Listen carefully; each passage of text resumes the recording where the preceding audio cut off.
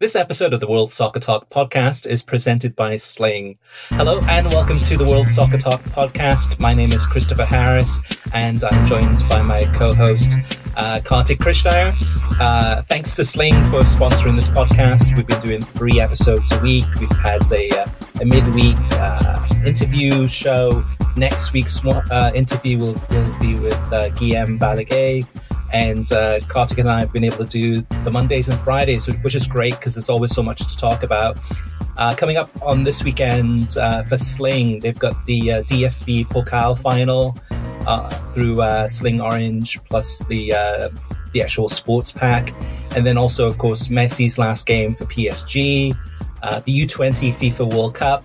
It got Uruguay against USA. And then last but not least, the CONCACAF Champions League final second leg. Kartik, one of the things that came up in the news this week was something that we knew about on Tuesday. We were on a press conference or media conference call with Apple, with one of the top executives, Eddie Q, to find out more about MLS Season Pass. And we were told ahead of time it was going to be on record, which means we could go ahead and use the information in our articles, etc. So looking at that, we thought, okay, this would be a great opportunity to ask questions. We've got so many questions. We've been talking about MLS Season Pass forever. And I almost feel we have to preempt this by saying that both you and I, Kartik, we're fans of MLS Season Pass. We think it's a really great technology. We're fans of Major League Soccer. We want Major League Soccer to exist and grow, maybe differently than what we would like, but still, we don't want this to go out of business by like overnight or anything like that. And same thing with MLS Season Pass. We want it to succeed. So it was interesting this week when we did get a chance to listen into Apple's executive. And let me go ahead and actually play a clip of that, so that listeners who may have not caught the news this week, to find out exactly what the Apple executive, one of the top executives at Apple, said about MLS Season Pass. Good morning, everyone. It's great to see everyone again. It's been a while, but it's been an exciting few months here with the MLS Season Pass. We've approached the midpoint of the season, so I thought I'd come on and reach out to you guys and let you know how the performance of MLS Season Pass is going. As you know, we're in year 1 of a 10-year partnership, so this is just the beginning, but we're off to a great start with subscriptions and viewership. We don't share specific subscription numbers, but I can tell you we're certainly doing much better than we had forecasted. Our Season Pass subscribers are incredibly engaged in the number of games that they're watching and how they're tuning in, and most importantly, the feedback from them on the production, the quality, our commentators, the data that we're providing has been over the top positive. I think most, if not all fans, really appreciate the commitment and love that we're showing for their favorite clubs. And so that's something we're very proud of, and was our number one goal when we started this, was to make sure that in year 1, we've got all the MLS fans that were out there to feel like and see that we really care deeply about the game that they love and the teams that they love. Obviously, we're not going to sit still, so we're continuing to evolve the product. We're making changes to the service very quickly on a week-to-week basis, day-to-day basis. I get a lot of great feedback from users. I've had a lot of fun texting with owners and players on the weekends, giving me real-time feedback on ideas on how to make Season Pass even better. And we're listening. For example, we just introduced multi-view on Apple TV 4K, which is a ton of fun to watch because you can put one big game and 3 on the side or 4 evenly across. It's fun to put 3. Well, the way I watch it is I pick the game that I want to watch on the big one, and then I put 360 on one of them and the other 2 games that I watch. And it's one of those things where if you're a sports fan or an MLS fan, it's just awesome to be able to quickly be able to watch multiple games. again, with ease and not having to worry about any kind of issues with blackouts and all the other things that we're all familiar with. This past week, we introduced Rivalry Week with a 1 month free trial. And later this week, we're going to roll out a mid-season price reduction on the season subscription, similar to what other leagues do. This is a great time, obviously, with the Ligue MX tournament coming up, the mid-season, and then going into the playoffs. We think it's a great time to go after a new set of fans. We are working closely. We continue to work closely with the players, the teams, to get more visibility and social and just doing more things together to make the highlights. You look at our pages are just constantly updating and evolving in what we're doing. Obviously, we've got a great few months ahead with the All-Star game, as I mentioned, the League's Cup, the final stretch of the season, and then into the playoffs. Again, as I mentioned, I'm very proud and happy of what we've accomplished so far.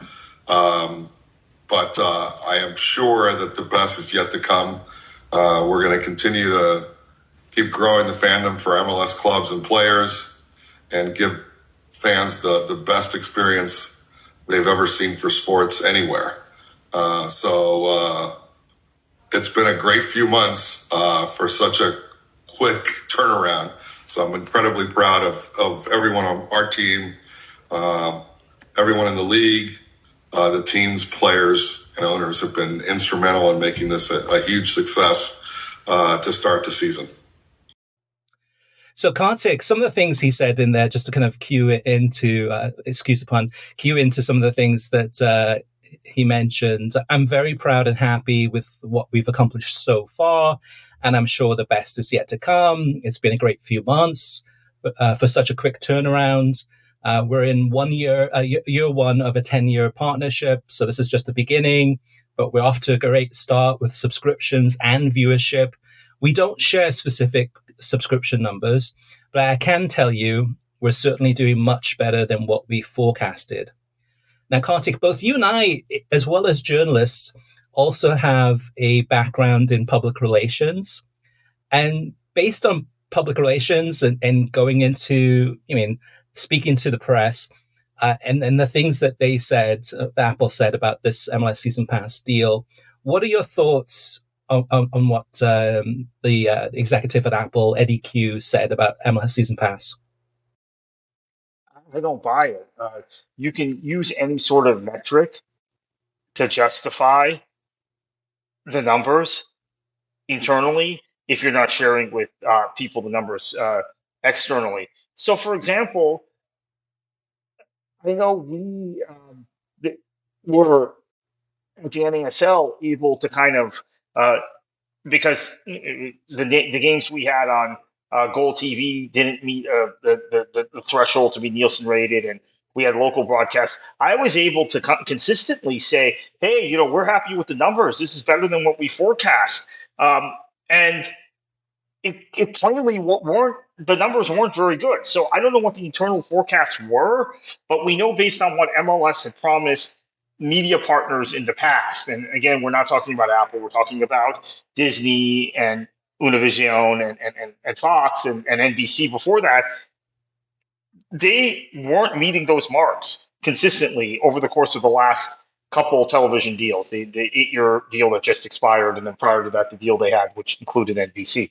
So we're in a position where we have to be hugely skeptical, and we have to analyze these comments that Eddie Q made. The other thing I would point out is you don't start offering a month free trial in the middle of the season if you're meeting expectations. You don't. Maybe you do slash the price midseason. Other sports leagues do that, but the month free trial is a red flag. The fact that T-Mobile gave it free right before the season, after some of us had signed up for it, T-Mobile like myself, had paid for it. that they did that so late was a sign that maybe numbers weren't where they needed to be.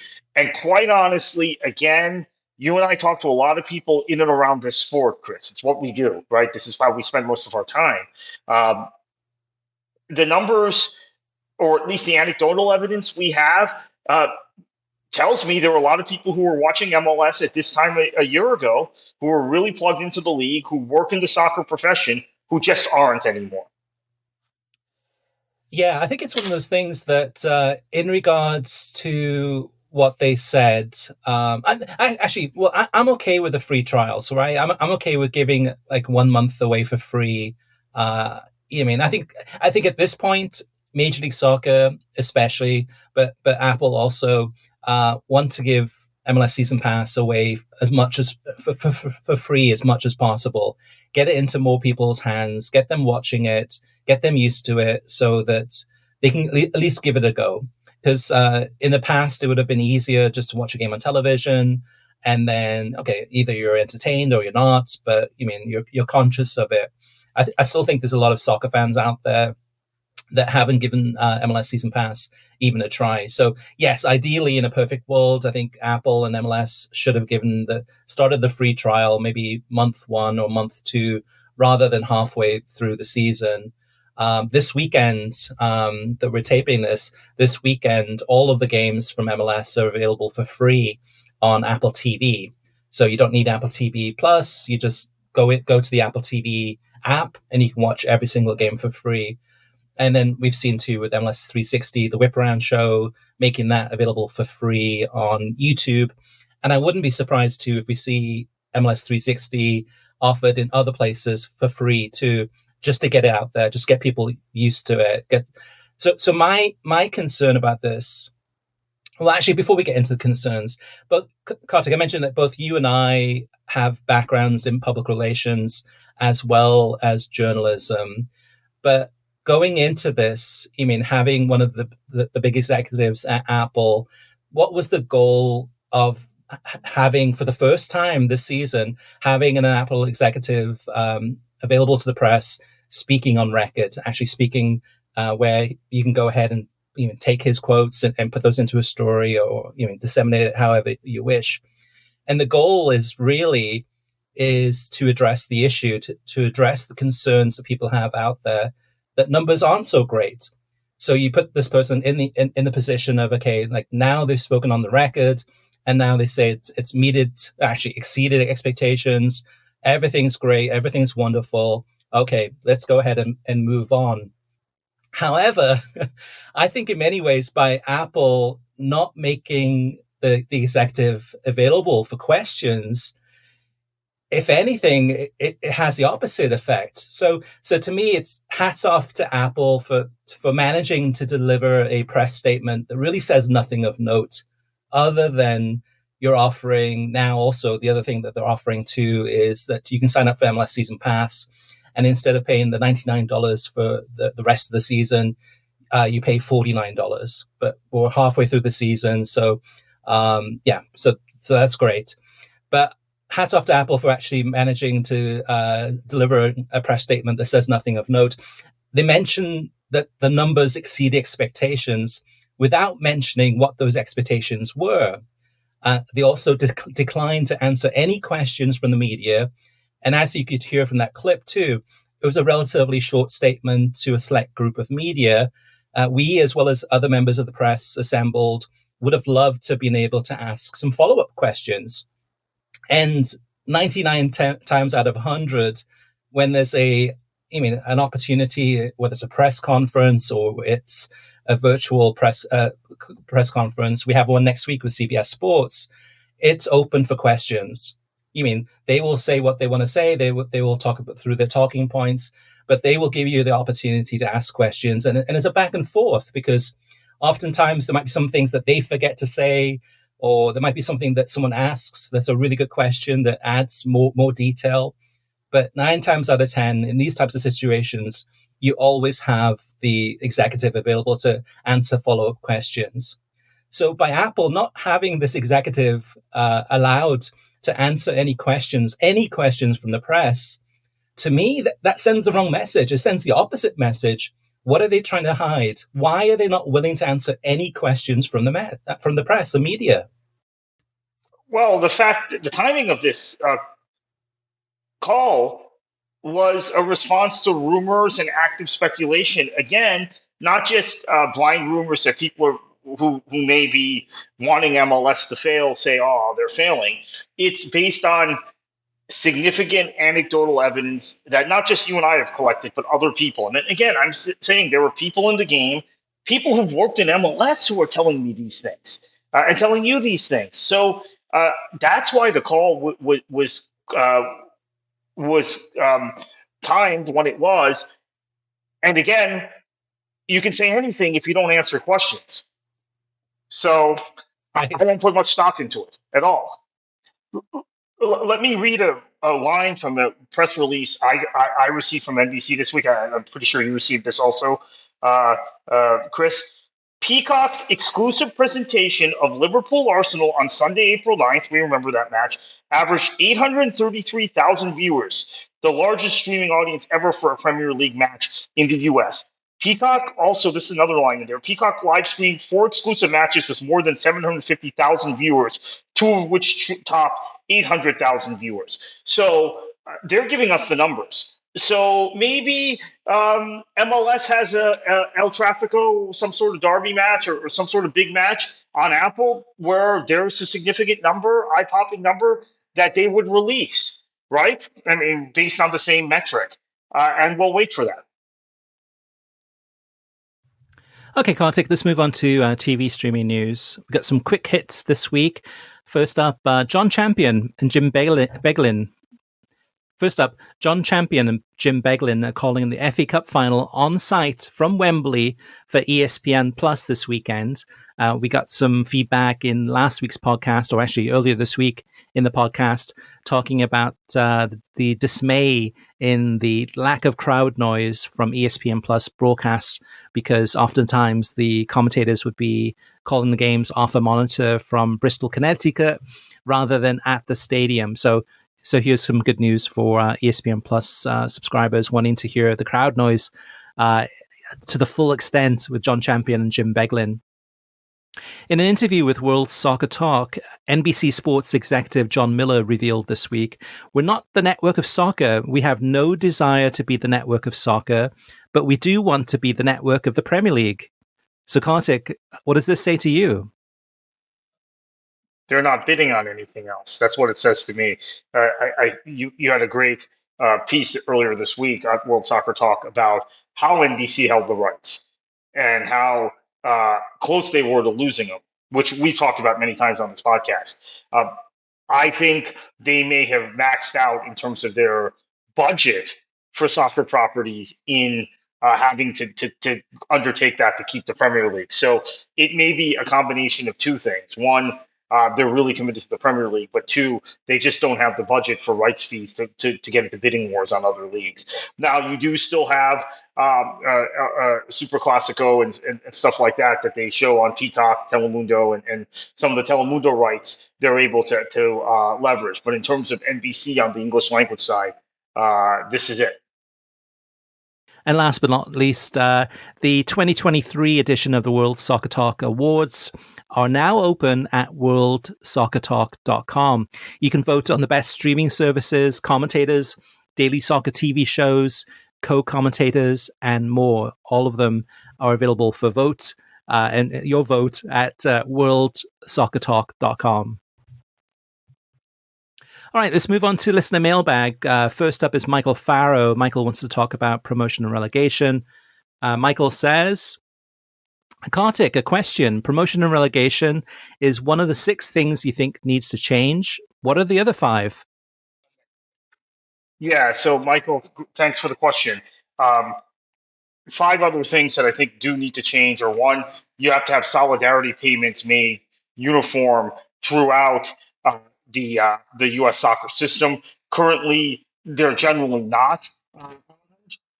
And you do have MLS accepting solidarity payments, but not paying youth clubs in that manner. And same thing with training compensation. So that's number 2. Training compensation is something that needs to be implemented across the board in U.S. soccer. Now, There are people connected with U.S. soccer and connected with sports agencies that have said that this violates antitrust laws in the United States. Now, I get that you can make fancy legal arguments about everything, but Canada has stronger antitrust laws than the United States, by the way. The EU has stronger antitrust laws than the United States. The UK has stronger antitrust laws than the United States. All these places have a universal regime of training compensation and solidarity payments. Number three would be calendar change. We've talked about this a lot on the podcast. I think there are ways it can be tweaked. It doesn't have to be this apocalyptic pronouncement from some people who live in Minnesota or in New England that, oh, everybody will freeze to death. Actually, the heat and thunderstorms are actually more of a problem in each of the country than extreme cold when it comes to playing an outdoor sport, in a sport where the heat can kill you, but you still have to have a winter break. Uh, to account for those extreme climates in places like New England and Denver and Minnesota. This also might involve getting Canadian teams out of the U.S. leagues, but that's something that probably should be done anyway. We can talk about that another time. And you can schedule in such a way where you still have a winter break, you have a summer break, and you schedule strategically. Number four would be having an allowance where supporters can own a club in the professional ranks. Currently, because of the pro league standards, you can only have clubs that have someone with a net worth of whatever the number is. It's 20. It's 20 billion, 20 million in subdivisions, 40 million, 100 million, whatever, based on the division level, both on the men's and women's side. There is no ability for you to have a true supporter-owned club with a supporter-controlled board, which we see all over the world. We see the entire German league is structured that way. I'm not saying every club should be structured that way. You still want to attract foreign investment. You still want to attract the sort of money that MLS has in some cases. There's some great ownership groups in MLS. And then the fifth thing I would change is stop this idea of markets and geofencing and saying basically, hey, there's a 100-mile restriction. We have a team. This is for both USL and MLS. Both leagues do this, and NWSL. There's a team in this city, so you have to go 100 miles away. The essence of this sport is based around local derbies and local clubs, and we can't have those for the most part in this sport because of these territorial restrictions and geofencing and stuff. The El Tráfico is an exception, right? If you consider the Hudson River Derby, sure. I mean, you're still going from Harrison, New Jersey to the Bronx. Some people in New York would not consider that a derby. You have to have these rivalries develop. This season, Brentford, small neighborhood club in West London, finished ahead of Chelsea for the first time in 70 plus years in the league table. Every Brentford supporter will pass on to their kids, and they'll pass on to their kids the 2022-23 season where we finished ahead of our big brother locally. We beat them at Stamford Bridge, and we cleared them by 15 points. That's the stuff that builds the sport. That's the stuff that builds supporter lore, and we need more of that. There should be a Queens team. There should be a team in Brooklyn, and they should be playing each other in the first division in the United States. Next up is Stefan. Stefan says, with all the discussion of Major League Soccer, my question is, why do I have to watch MLS? DC United is my local, in quotation marks, MLS team 3 hours away. Thus, in this globalized world, my connection to them is via watching my couch. And how is that any different than my connection to Barcelona or Dortmund via watching on my couch? MLS has given me no incentive to pick watching them over La Liga or the Bundesliga for reasons already mentioned in other listeners' emails. So why should I? Yes, and this is also something that I think is important to note, that I think there are a number of American investors that would invest in MLS or invest in domestic soccer if it were an open system, that have taken their money overseas. That's a great list of clubs. I'd add Leon to that, Crystal Palace to that. etc. I mean, I think about Wes Edens, who you mentioned, Kyle. He owns the Milwaukee Bucks.